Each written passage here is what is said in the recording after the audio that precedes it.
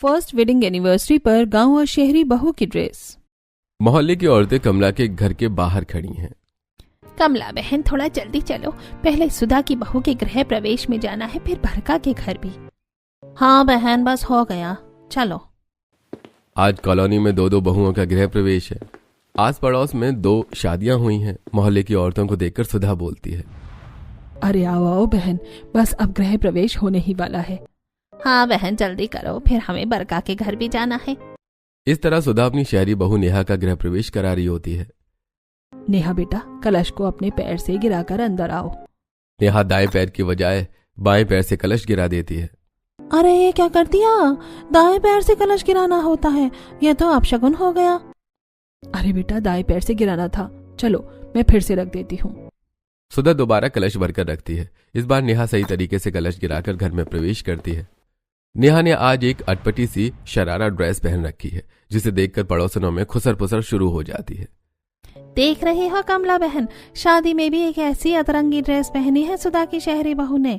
हाँ बहन, तुम सही कह रही हो, बहुत अजीब लग रही है। खैर हमें क्या लेना, चलो बरखा के घर चलते हैं। अब सारी पड़ोसन बरखा के घर पहुंचती हैं। बरखा की बहू पूजा दरवाजे पर एक खूबसूरत लहंगा पहने खड़ी है, जिस पर हैंड वर्क का डिजाइन है। बरखा, बहुत सुंदर बहू लाई है तू, बिल्कुल चांद का टुकड़ा लग रही है तेरी बहू तो। पूजा गृह प्रवेश से पहले ही सबको हाथ जोड़कर नमस्ते करती है। थोड़ी देर बाद बरखा पूजा का गृह प्रवेश कराती है। उसके बाद पूजा घर में आकर सभी बड़ों के पैर छूकर आशीर्वाद लेती है। देखो ये होते हैं संस्कार। सुधा की बहू ने तो पैर छूना था, दूर नमस्ते तक नहीं की। बिल्कुल सही कह रही हो बहन, उसके कपड़े भी कितने अजीब लग रहे थे, लग ही नहीं रहा था कि वो नई नवेली दुल्हन है। पूजा को देखो कितनी प्यारी लग रही है। पड़ोसनों को पहनावे से बरखा की बहू बहुत पसंद आती है। वो उसकी तारीफ करती हैं और सुधा की बहू में नुक्स निकालते हुए सब घर चली जाती हैं। ऐसे ही दिन बीत जाता है। अगली सुबह होती है। पूजा नहा धोकर हैवी साड़ी पहनकर किचन में आती है। अरे बेटा, इतनी सुबह उठ गई? हाँ मम्मी जी, मेरी पहली रसोई है ना, तो सोचा आप सबकी पसंद का खाना बनाऊं। तभी विवेक और रिया भी नाइट सूट में अपने कमरे से बाहर हॉल में आ जाते हैं। हाँ भाभी, ये तो बहुत अच्छा आइडिया है। आपको पता होगा ना, मुझे आलू पूरी बहुत पसंद है। और भाभी मुझे छोले भटूरे, और आपके भैया के लिए सूजी का हलवा, और मम्मी पापा के लिए कड़ी पकौड़ा, है ना? सही कह रही हूँ ना मैं? हाँ बेटा, तुझे तो सब पता है। अरे मम्मी, भैया जो घंटों बात करते थे भाभी से, यही सब बताती थी ना। रिया की बात सुनकर सब हंसने लगते हैं। इधर पूजा किचन में जाकर तरह तरह के पकवान बनाती है। उधर शहरी बहू नेहा की भी आज पहली रसोई है। नेहा एक सुंदर सी साड़ी पहनती है, लेकिन स्लीवलेस ब्लाउज के साथ। वो किचन में आकर अपनी सास से पूछती है, मम्मी जी, आज मेरी पहली रसोई वाली रस्म है ना, मुझे क्या बनाना होगा? वैसे मुझे ज्यादा खाना बनाना तो नहीं आता, लेकिन अगर आप सिखाओगी तो मैं बना लूंगी। बेटा, मीठे में कुछ बना ले, बाकी खाना मैं बना लूंगी और तुम्हें सिखा भी दूंगी। नेहा बेसन का हलवा बनाने का फैसला करती है। हल्दी बनाने के चक्कर में वो चीनी की जगह देसी खांड और बहुत कम घी डालती है, जिससे हलवा बिल्कुल भी टेस्टी नहीं बनता। अरे बहू, ये क्या बना दिया तूने? अरे कुछ अच्छा सा बनाना था, अब मुझे खुद ही सूजी का हलवा बनाना पड़ेगा। इतने में डोरबेल बजती है। सुधा दरवाजा खोलती है। दरवाजे पर बरखा एक बड़ी सी थाली में ढेर सारे पकवान लेकर खड़ी होती है। बहन जी, आज मेरी बहू की पहली रसोई थी, तो सोचा पड़ोसनों को भी उसके हाथ का खाना खिलाऊं। ये आपके लिए लाई हूँ। वैसे आपकी बहू ने आज क्या बनाया? उसकी भी तो पहली रसोई है ना। अरे वो अभी नहीं बनाई है, वो सूजी का हलवा थोड़ी देर में बनाएगी। आप टेंशन मत लो, मैं आपको जरूर टेस्ट करवाऊंगी। इस तरह थोड़ी बहुत बातचीत करके बरखा अपने घर चली जाती है। पूजा ने घर का सारा काम पहले ही दिन अच्छे से संभाल लिया है। इस तरह 2-4 दिन बीत जाते हैं। एक सुबह हरीश हॉल में बैठे कहते हैं, बेटा रोहित, अब तो तुम्हारी ऑफिस से छुट्टियां भी हैं, तो तुम बहू को कहीं घुमा लाओ। मैं भी इसको यही कह रही थी, लेकिन ये मेरी बात सुनने को तैयार ही नहीं है। हॉल में बैठे विवेक और रिया भी ये बात सुन रहे होते हैं। नहीं मम्मी, अभी भाभी को कहीं मत भेजिए प्लीज। इनके आने से घर में कितनी रौनक आ गई है, ये बाद में चले जाएंगे घूमने। मम्मी, रिया बिल्कुल सही कह रही हैं। तभी किचन से चाय और स्नैक्स लेकर पूजा भी हॉल में आ जाती है। अरे मेरी प्यारी ननंद और देवर जी, मैं कहीं नहीं जा रही हूँ। मैंने आपके भैया को बोल दिया है, इसीलिए उन्होंने अगले महीने की टिकट करवाई है। चलो रोहित, ये तो तुमने सही किया। पूजा भी घर वालों के साथ मिलकर अगले महीने घूमने का फैसला करती है। लेकिन इधर शहरी बहू अपने पति से बाहर जाने की जिद कर रही है, कमरे में नाइट ड्रेस में बैठे हुए। अमन उठो यार, कितना सोओगे? देखो मेरी दोस्त का फोन आ रही है, सब पूछ रहे हैं कि हम हनीमून पर कब और कहाँ जा रहे हैं। अरे बता दो, अभी तो शादी हुई है, चले जाएंगे, इसमें इतनी जल्दी क्या है? चली जाएंगे? क्या मतलब? जल्दी उठो, पहले मुझे शॉपिंग कराओ, उसके बाद हम नैनीताल जाएंगे। मैंने कह दिया तो कह दिया। नेहा जबरदस्ती अमन को उठा लेती है। उसके बाद नेहा एक 1 पीस ड्रेस पहनती है और दोनों शॉपिंग करने निकल जाते हैं, मॉल में डिजाइनर और स्टाइलिश कपड़े देखते हुए। अमन देखो कितनी प्यारी ड्रेस है, ये तो बिल्कुल मेरी ड्रीम ड्रेस जैसी लग रही है। हनीमून पर मैं यही पहनूंगी। तुम्हें जो पसंद आए खरीद लो। ड्रेस तो हो गई, चलो एक दो जोड़ी फुटवेयर भी ले लेते हैं। और हाँ, मुझे वॉच भी खरीदनी है, तुम भी मेरी चीजें सिलेक्ट करने में हेल्प करो ना। तभी पीछे से पायल आकर दोनों को सरप्राइज दे देती है। अरे मैडम, तुम यहाँ हनीमून की तैयारियां चल रही हैं क्या? और क्या, अब तुम मेरी हनीमून पोस्ट का वेट करना, इंस्टाग्राम पर डालूंगी, कहर मचाना है कहर। हाँ यार बिल्कुल, तुम्हारा कहर ढहाना तो बनता है। अब सब मिलकर शॉपिंग करते हैं, फिर बाहर खाना खाते हैं और रात को घर लौटते हैं और एक पड़ोसन उन्हें देख लेती है। अगली सुबह होती है, पूजा अपने घर के बाहर झाड़ू लगा रही होती है। उसे देखकर कमला और सुमन आपस में बातें करने लगती हैं। अरे बरखा की बहू कितनी संस्कारी है, काम करते हुए भी सिर से पल्ला नहीं हटता। और एक सुधा की बहू है, कपड़े पहनने का तो जैसे उसे होश ही नहीं। ओह, रात तो हद ही हो गई थी, दोनों 12 बजे के बाद घर आए थे, वो भी हाथों में हाथ डाले। इस तरह आस पड़ोस में गांव और शहर की बहुओं की तुलना होने लगती है। ऐसे दिन बीतते रहते हैं। एक बरखा पूजा से कहती है, पूजा बेटा जरा छत से कपड़े उतार लेना। पूजा छत की ओर जाती है और जैसे ही कपड़े उतारती है तो उसकी नजर छत पर खड़ी नेहा पर पड़ती है, जो जिम कॉस्ट्यूम पहने एक्सरसाइज कर रही थी। अरे तुम्हारी शादी उसी दिन हुई थी ना जिस दिन मेरी और अमन की शादी हुई थी? अच्छा, तो आप हो नेहा? हाँ जी मैं ही हूँ। हाँ, वो सुना है आपके बारे में, कमला आंटी और सुमन आंटी आपस में बातें करती रहती हैं। अच्छा, अरे तुम ये तो बताओ, दिन भर कामों में लगी रहोगी क्या? अपनी शादी को एंजॉय करोगी या नहीं? तुम कहीं घूमने नहीं जा रही हो क्या? अरे बस हम दोनों ने मिलकर तय किया है कि अगले महीने जाएंगे। अरे हनीमून पर जाने का मजा तो शादी के तुरंत बाद ही होता है। खैर, जैसी तुम्हारी मर्जी। वैसे मैं और अमन तो कल नैनीताल जा रहे हैं, पूरी 4 दिन की ट्रिप है। अगर तुम लोग भी साथ चलते तो बड़ा मजा आता। नहीं, बस आप लोग जाइए, हम अगले महीने जाएंगे। गांव की औरतें तो इन दोनों में कब से तुलना कर रही थी, लेकिन आज इन दोनों की आपस में पहली बार मुलाकात हुई थी। दोनों ही छत से नीचे आ जाती हैं। ऐसे ही शाम से रात और फिर सुबह हो जाती है। नेहा और अमन हनीमून पर जाने के लिए तैयार हैं। नहीं बेटा, तुमने सारा सामान ध्यान से रख लिया ना? देखो, अमन तो बहुत भुलक्कड़ है, कहीं जाकर तुम्हें ही परेशानी ना हो जाए। हाँ पापा, मुझे पता है, कॉलेज टाइम से जानती हूँ इसे। ये तो अपना ही सामान भूल जाता है, पर आप टेंशन मत लो, मैंने सब रख लिया है। इस तरह अमन और नेहा अपने हनीमून के लिए नैनीताल निकल जाते हैं। वहां रोज नेहा एक से एक अच्छी ड्रेस पहनती है, ढेर सारी तस्वीरें क्लिक करती है और रील्स भी बनाती है। अमन देखो कितनी अच्छी लोकेशन है, कितना अच्छा मौसम है। यहाँ से तो मेरा घर जाने का मन ही नहीं हो रहा। पता ही नहीं चला कब 4 दिन बीत गए। और ये देखो, मैंने हमारी ये वाली पिक्चर पोस्ट की थी, इस पर कितने सारे लाइक्स आ गए हैं। हाँ, इसमें व्यू भी बहुत अच्छा है और हम भी। और तुम्हें पता है, ढेर सारे कमेंट्स आ रहे हैं। जो भी ड्रेस पहन रही हूँ सब उसका लिंक मांग रहे हैं। एक तो मेरी वाइफ इतनी खूबसूरत है और फिर मैं इस पर जान छिड़कता हूँ। मैडम, यही है आपकी खूबसूरती का राज। नेहा इंस्टाग्राम पर काफी एक्टिव रहती है। शादी से पहले की फोटो, शादी की रस्में और हनीमून तक की हर तस्वीर पोस्ट करके अपनी ऑडियंस को अपडेट करती रहती है। इधर ये सारी तस्वीरें कमला और सुमन भी देखती हैं। ऐसे कुछ दिन बीत जाते हैं। अमन और नेहा भी हनीमून से वापस आ चुके होते हैं। एक दिन कमला सुधा के घर के सामने से गुजरते हुए जा रही थी। उसे देखकर सुधा आवाज लगाती है, अरे कमला बहन, कहाँ जा रही हो? आओ मिलकर एक कप चाय पीते हैं, काफी दिन हो गए, बैठकर बात करते हैं। कमला सुधा के पास चली जाती है। दोनों बैठकर बातें करने लगती हैं। इतनी देर में नेहा चाय बनाकर ले आती है। अरे बेटा, आ गई तुम हनीमून से? हाँ जी। हाँ, वो मैंने भी देखा था। वो क्या कहते हैं, इंस्टाग्राम पर मेरी बहू ने दिखाई थी तुम्हारी फोटो। बड़े छोटे कपड़े पहने थे तुमने। अरे बहन, आप तो जानती ही हैं, ये शहर में ही पली बड़ी है, जैसा इसे ठीक लगे वैसा पहन लेती है। हाँ वही तो। देखो, बरका की बहू गांव की है, कितने सलीके से कपड़े पहनती है, साड़ी पहनती है और हमेशा सिर पर पल्लू रखती है। कमला बातों बातों में बरखा की बहू की तारीफ करती रहती है और नेहा की बुराई भी। वैसे भी सिर्फ कमला की ही सोच नहीं थी, पूरी कॉलोनी में नेहा को इसी तरह जाना जाता था। ऐसे दिन बीत रहे होते हैं। एक दिन बरखा पूजा से कहती है, पूजा बेटा, जरा देख लेना शाम के खाने में क्या बनना है और किचन में सारी सब्जियां हैं या नहीं। मम्मी, मैंने देखा था किचन का काफी सामान खत्म हो चुका है। मैंने लिस्ट भी बना ली है, आप बाजार तक चलो मेरे साथ, हम दोनों ले आएंगे। बेटा, आज मेरे घुटनों में बहुत दर्द हो रहा है। ऐसा कर, ननंद को लेकर मार्केट चली जा। पूजा और रिया दोनों सब्जी और रसोई का सामान लेने बाजार चली जाती हैं। वहां खरीदारी करती हैं। लौटते समय उन्हें अमन और नेहा आइसक्रीम खाते हुए मिल जाते हैं, जहां आज नेहा ने जीन्स टॉप पहना था। अरे पूजा भाभी, आपने मुझे बता दिया होता तो मैं ही सामान ले आता। वैसे ये रोहित भी बड़ा बिजी आदमी है, भाभी को कहीं घुमाने नहीं ले गया। अरे नहीं नहीं भैया, ऐसा कुछ नहीं है। वो तो ऑफिस में थोड़ी बिजी रहते हैं। घर का सामान लेना था तो सोचा रिया के साथ जाकर ले आऊं। तुम पूरा दिन घर में काम में लगी रहती हो, कभी कभी एंजॉय भी कर लिया करो। आओ हमारे साथ बैठो, आइसक्रीम खाते हैं सब मिलकर। नेहा के कहने पर रिया और पूजा भी वहीं रुक जाती हैं और आइसक्रीम खाने लगती हैं।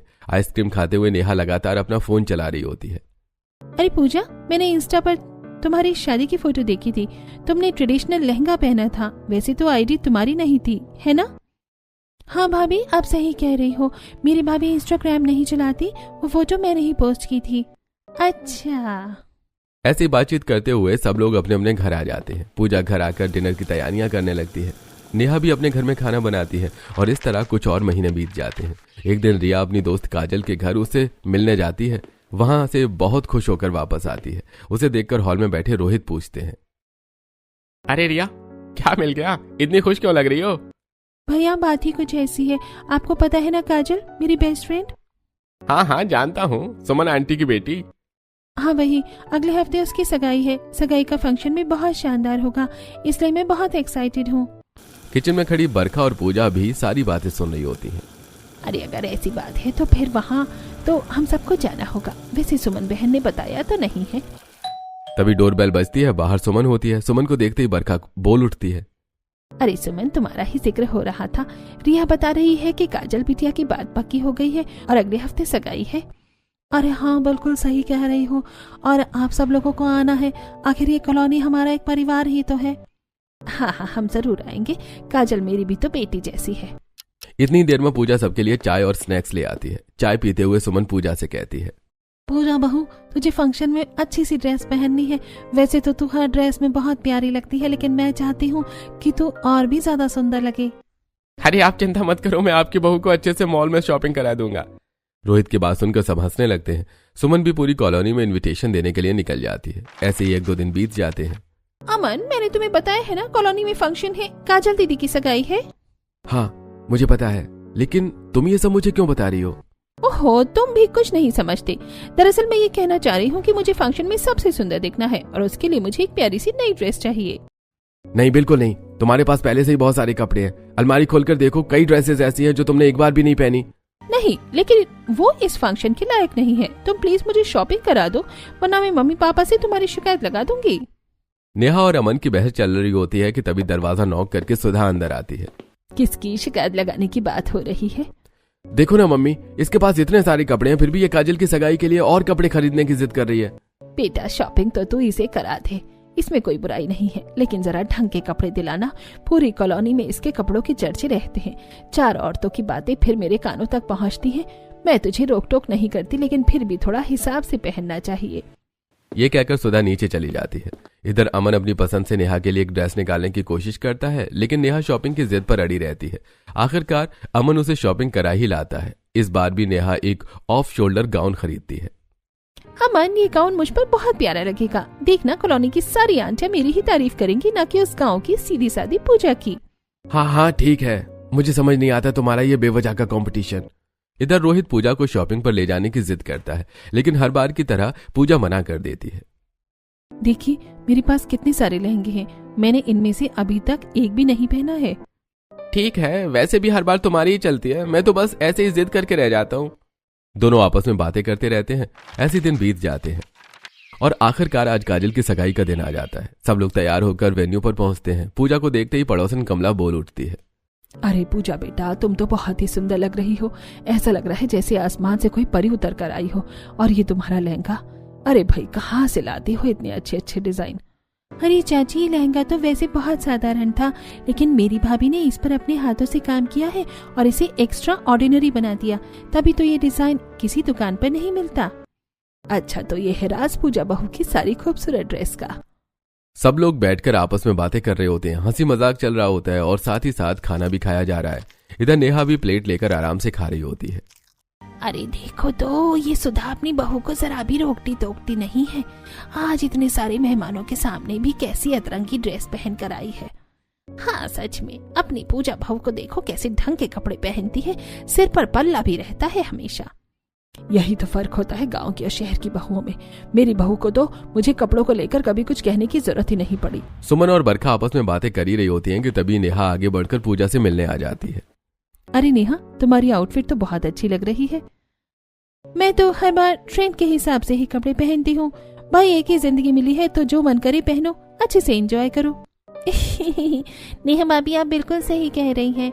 और क्या, पूजा की तरह हर समय ट्रेडिशनल कपड़े पहनकर घूमना और ये सर पर पल्लू, मुझे तो ये बिल्कुल बोरिंग लगता है। नहीं, इसमें बोर होने वाली कोई बात नहीं है। बस मुझे अच्छा लगता है संस्कारों में रहना, सादगी से जीना। इसी तरह दोनों के बीच में थोड़ी देर बातचीत होती है, तभी स्टेज पर हलचल शुरू हो जाती है। काजल और पुनीत एक दूसरे को अंगूठी पहनाते हैं। पूरे हॉल में तालियों की आवाज गूंज उठती है और इस तरह काजल की रिंग सेरेमनी का फंक्शन खत्म हो जाता है। सब लोग अपने अपने घर लौट आते हैं। हर बार की तरह पड़ोस की औरतें पूजा की ही ज्यादा तारीफ करती हैं। ऐसे कुछ दिन बीत जाते हैं। एक सुबह नेहा जल्दी उठ जाती है और अमन को परेशान करने लगती है। अमन उठो ना, जल्दी उठो, मुझे तुमसे कुछ जरूरी बात करनी है। अरे यार सोने दो ना, आज तो संडे है। संडे को मारो गोली। ये बताओ अगले हफ्ते हमारी पहली सालगिरह है, मुझे क्या गिफ्ट दोगे? तुम्हें पता है मैं अपनी सालगिरह को लेकर कितनी उत्साहित हूँ। एक्साइटेड तो मैं भी हूँ, लेकिन पहले मुझे सोने तो दो, और गिफ्ट वो तो खास ही होगा। इधर नेहा अमन को सालगिरह याद दिला रही होती है और उधर घर वाले भी उनकी सालगिरह को लेकर काफी उत्साहित होते हैं। थोड़ी देर में हरीश राजेंद्र के घर पहुंचते हैं और बैठते हैं। अरे भाई साहब, कहाँ व्यस्त रहते हो आजकल, दिखाई ही नहीं देते। लगता है दुकान पर काम ज्यादा बढ़ गया है। अरे नहीं, ऐसी कोई बात नहीं है। बस वही रूटीन, सुबह जाना, शाम को आना और फिर सो जाना। ये तो है, हाँ, दिन ऐसे ही कब बीत जाता है पता ही नहीं चलता। खैर तुम और सुनाओ, काम सही चल रहा है तुम्हारा? हरीश और राजेंद्र दोनों बैठकर बातें कर ही रहे होते हैं। इतने में सुधा दोनों के लिए चाय ले आती है। अरे भाभी जी, मैं कह रहा था अगले हफ्ते बच्चों की सालगिरह है और हमारे बच्चों की शादी एक ही दिन हुई थी, तो क्यों ना हम सालगिरह एक साथ मनाएं। मैं तो सोच रहा हूँ कि कॉलोनी में एक अच्छा सा फंक्शन रख लेंगे। अरे तुमने तो मेरे मुंह की बात छीन ली। मैं भी सुधा से यही कह रहा था। हमारी तरफ से तो हाँ है, मिलकर तैयारियां करेंगे। सुधा ये बात अमन और नेहा को बता देती है। ये सुनकर दोनों बहुत खुश हो जाते हैं। उधर हरीश अपने घर जाकर ये खबर देता है। हरीश की बातें सुनकर रोहित अपने कमरे में चला जाता है। पूजा मैडम, बहुत हो गई आपकी मनमानियां। अगले हफ्ते हमारी पहली सालगिरह है, मैं आपको धमाकेदार उपहार दूंगा, लेकिन उससे पहले आप मेरे लिए मेरे साथ खरीदारी पर चलेंगे और फंक्शन वाले दिन वही पहनेंगे जो मैं पसंद करूंगा। जो आज्ञा पतिदेव, जैसा आप चाहेंगे वैसा ही होगा। भले मैं आपकी किसी भी बात को मना कैसे कर सकती हूँ। अपनी पत्नी के मुंह से ऐसे शब्द सुनकर रोहित बहुत खुश होता है और इस तरह पति पत्नी बैठकर ढेर सारी बातें करते हैं। एक दो दिन और बीत जाते हैं। आज पूजा और रोहित खरीदारी पर गए हुए हैं। पूजा देखो, ये रंग तुम पर बहुत सूट करेगा और ये शुद्ध रेशम है। हाँ सच में बहुत अच्छा लग रहा है। आप ये साड़ी फाइनल कर दीजिए, फिर आभूषण भी ले लेते हैं। हाँ, और इसके बाद डिनर भी बाहर ही करेंगे। हाँ बिल्कुल। दोनों मिलकर खरीदारी करते हैं, आभूषण खरीदते हैं और बाहर खाना खाकर घर लौट आते हैं। इधर नेहा अपने कमरे में अकेली बैठी सोच रही होती है। मेरा कितना मन था कि मैं फिश कट गाउन पहनूं, ऑफ शोल्डर वाली। ये सपना तो मैं अपनी सालगिरह पर जरूर पूरा करूंगी। तभी कमरे में अमन की एंट्री होती है। सुनिए ना पतिदेव, मुझे सालगिरह की शॉपिंग करा दीजिए। पड़ोस में तो इतनी जोरों शोरों से तैयारियां चल रही हैं और मैंने अभी तक अपनी ड्रेस भी फाइनल नहीं की है। अरे हाँ बाबा, ठीक है, मैं तुम्हें कभी मना करता हूँ क्या? चलो शॉपिंग पर चलते हैं, तो फटाफट से नीचे आ जाओ। नेहा सुंदर सी शॉर्ट ड्रेस पहनकर खुश होकर जल्दी जल्दी तैयार होती है और अमन के साथ खरीदारी पर चली जाती है। जैसा उसने सोचा था बिल्कुल वैसी ड्रेस लेकर वो घर आती है। उसका चेहरा खुशी से चमक रहा होता है। पूजा, तुम देखती जाना, तुम्हें पता भी नहीं चलेगा और इस बार सब तुम्हारी जगह मेरी तारीफ करेंगे।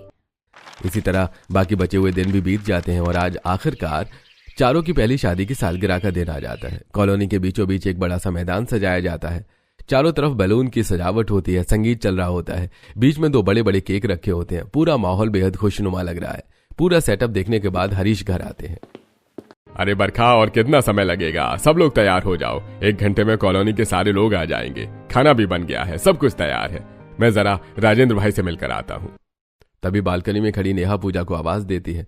अरे पूजा, हम दोनों का ही तो फंक्शन है, चलो हम एक ही साथ तैयार हो जाते हैं। तुम रिया के साथ मेरे घर आ जाओ, मेरे पास सारे मेकअप प्रोडक्ट्स हैं, हम जल्दी तैयार हो जाएंगे।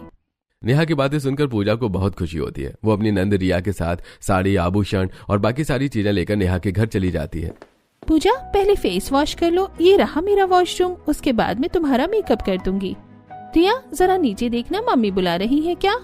नेहा पूजा को वॉशरूम भेज देती है और साथ ही रिया को भी बहाने से नीचे भेज देती है। अब कमरे में नेहा बिल्कुल अकेली होती है। नेहा फटाफट पूजा की साड़ी उठाती है और बड़ी चालाकी से बीच में से साड़ी को काट देती है और साथ में ब्लाउज में भी साइड से कट मार देती है। उधर पूजा वॉशरूम में से बाहर आती है। नेहा उसके हाथ में साड़ी लिए खड़ी होती है और साड़ी के प्लेट्स बन चुकी होती हैं।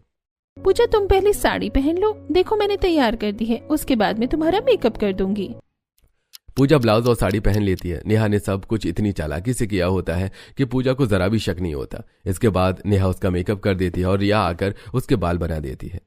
वाह पूजा, तुम कितनी अच्छी लग रही हो, एकदम साउथ इंडियन फिल्म की हीरोइन की तरह। तभी नेहा को अमन की कॉल आती है। वो उसे नीचे बुला रहा है। रिया और पूजा भी उसके पीछे पीछे चलने लगती हैं। जैसे ही पूजा 2-4 कदम आगे बढ़ती है, उसकी चप्पल में साड़ी फंस जाती है। वो उसे निकालने की कोशिश करती है, लेकिन देखते ही देखते साड़ी बीच से काफी ज्यादा फट जाती है और जब वो झुकती है तो ब्लाउज के भी फटने की आवाज आती है। ये देखकर पूजा हैरान रह जाती है। रिया रुको, ये देखो मेरी साड़ी फट गई और ब्लाउज भी। अरे भाभी, ये कैसे हो गया? ये साड़ी तो आप लेकर आई थी ना, आपने खरीदते वक्त देखा नहीं क्या? रिया, वो सब बाद में देखेंगे, अभी नीचे सब लोग हमारा इंतजार कर रहे हैं। ये सोचो कि अभी से ठीक कैसे किया जाए। मुझे भी जल्दी से कुछ समझ नहीं आ रहा, अब क्या करें? एक काम करते हैं, तुम अपने बैग से सेफ्टी पिन निकाल कर दे दो। पूजा और उसकी नंद मिलकर सेफ्टी पिन की मदद से साड़ी और ब्लाउज को किसी तरह सुरक्षित कर देती हैं और थोड़ी देर में नीचे आ जाती है। पूजा को देखते ही सबकी आंखें चमक उठती हैं। पूजा, तुम बिल्कुल वैसी लग रही हो जैसी मैंने सोचा था। तुम्हें पता है, जब मैं तुम्हारे लिए साड़ी खरीद रहा था तब मैंने तुम्हें बिल्कुल ऐसे ही तैयार होते हुए कल्पना किया था। तुम सच में इतनी खूबसूरत लग रही हो कि मन कर रहा है फिर से तुम्हारे साथ फेरे ले लूं। रोहित की बात सुनकर सब हंसने लगते हैं। उधर नेहा मन ही मन मुस्कुराती है। खूबसूरत तो तुम्हारी पत्नी जरूर लगेगी रोहित, लेकिन जब ये सबके सामने अपनी फटी हुई साड़ी में नजर आएगी तब असली मजा आएगा। मुझे पता है नेहा, तुम क्या सोच रही हो, लेकिन तुम्हारे ये गंदे इरादे कभी पूरे नहीं होंगे। सब लोग पूजा की खूब तारीफ कर रहे होते हैं, जबकि कुछ औरतें एक कोने में खड़ी होकर नेहा की ड्रेस को लेकर तरह तरह की बातें बना रही होती हैं। तभी केक काटने का समय आता है, मगर अचानक से नेहा के गाउन की जिप टूट जाती है और नेहा घबरा जाती है। लेकिन ये सब पूजा देख लेती है और जल्दी उसके पीछे हाथ रखती है। नेहा घबराओ मत, बस मेरे साथ अंदर चलो, मैं ठीक कर दूंगी। पूजा घर वालों से कहती है कि वो 5 मिनट में वापस आएगी और नेहा को अपने साथ कमरे में ले जाती है। पूजा बड़ी समझदारी से नेहा के गाउन का जिप ठीक करती है और सुरक्षा के लिए सेफ्टी पिन भी लगा देती है ताकि ड्रेस खराब ना हो और कोई नोटिस भी ना करे। पूजा थैंक यू, तुमने मेरा बहुत बड़ा फंक्शन खराब होने से बचा लिया। एक तुम हो जो समस्याएं आने से पहले ही दूर कर रही हो, और एक मैं हूँ जिसने तुम्हारे बारे में इतना गलत सोचा। कुछ भी कहने की जरूरत नहीं है नेहा, तुमने जो किया वो बहुत गलत किया था। भगवान का शुक्र है कि मुझे कमरे में ही पता चल गया कि तुमने मेरी साड़ी काट दी थी। मुझे बस ये समझ नहीं आता कि मैंने ऐसा तुम्हारा क्या बिगाड़ा था जो तुमने मेरे साथ ऐसा किया। पूजा, मैं अपने किए पर बहुत शर्मिंदा हूँ, प्लीज मुझे माफ कर दो। कॉलोनी की आंटियां हमेशा तुम्हारी तारीफ करती रहती थी, बस इसी जलन में आकर मैं तुमसे आगे निकलना चाहती थी और तुम्हें नीचे दिखाने के लिए मैंने ये सब किया। मैं दिल से माफी मांग रही हूँ, प्लीज मुझे माफ कर दो। ठीक है नेहा, मैंने तुम्हें माफ किया। अब चलो नीचे चलते हैं, सब लोग हमारा इंतजार कर रहे होंगे।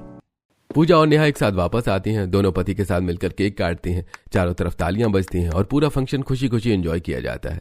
आज आखिरकार नेहा ने यह स्वीकार कर लिया होता है कि पूजा सिर्फ ड्रेस से ही नहीं, दिल से भी बहुत अच्छी है।